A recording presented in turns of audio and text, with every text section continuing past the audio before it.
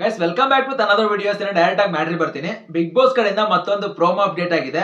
And ಅದು ಕೂಡ ಸತ್ಯನ ತಲೆ ಮೇಲೆ ಹೊಡೆದಂಗೆ ಹೇಳಿ ಮಡಿಕೆನ ಛಿದ್ರ ಛಿದ್ರ ಆಗಂಗ್ ಹೊಡಿಬೇಕು. ಸೊ ಪ್ರತಿಯೊಬ್ರು ರೀಸನ್ ಹೇಳಿ ಮಡಿಕೆನ ಹೊಡಿತಾರೋ ಫೋರ್ಸ್ ನ ನೋಡಿದ್ರೆ ಇನ್ಮೇಲಿಂದ ಎಲ್ಲರೂ ಓಪನ್ ಅಪ್ ಆಗಿ ಸಖತ್ ಆಟ ಆಡ್ತಾರೆ ಅಂತ ಅನಿಸ್ತಾ ಇದೆ. ಸೊ ಪ್ರೋಮೋ ಕೂಡ ಮಸ್ತ್ ಆಗಿದೆ. ಇದ್ರ ಬಗ್ಗೆ ಆಮೇಲೆ ಮಾತಾಡೋಣ, ಒಂದ್ಸಲ ನೋಡ್ಕೊಂಡ್ ಬನ್ನಿ. ನೋಡಿದ್ಮೇಲೆ ನಿಮ್ಮ ಅನಿಸಿಕೆ ಏನಂತ ಕಾಮೆಂಟ್ ಸೆಕ್ಷನ್ ತಿಳಿಸಿ ನೋಡುವ. ಇನ್ನು ಪ್ರೋಮೋ ಬಗ್ಗೆ ಮಾತಾಡೋದಾದ್ರೆ ಮಲ್ಲಮ್ ಅವರು ಸಖತ್ ರೀಸನ್ ಕೊಟ್ರು. ಕಾಕ್ರೋಚ್ ಅವ್ರದ್ದು ಒಂದು ಮಡಿಕೆ ಹೊಡಿಬೇಕಾದ್ರೆ ಪ್ರತಿಯೊಂದು ವಿಚಾರದಲ್ಲೂ ಧ್ರುವಂತವ್ರನ್ನ ಟಾರ್ಗೆಟ್ ಮಾಡೇ ಮಾತಾಡ್ತಾ ಇರ್ತಾರೆ. ಕಾಕ್ರೋಚ್ ದೇವರು ಮಲ್ಲಮ್ ಅವರಿಗೆ ಬಕೆಟ್ ಹಿಡಿತಿದ್ದಾರೆ, ಮಲ್ಲಮ್ ಅವರಿಗೆ ಚಮಚ ತರ ಇದ್ದಾರೆ, ಮಲ್ಲಮ್ ಅವರಿಗೆ ಮಾತ್ರ ಸಹಾಯ ಮಾಡ್ತಾರೆ ಅಂತ ಅದಕ್ಕೆ ಸರಿಯಾಗಿ ರೀಸನ್ ಕೊಟ್ಟು ಮಡಿಕೆನ ಹೊಡೆದಿದ್ದಾರೆ ಮಲ್ಲಮ್ ಅವರು.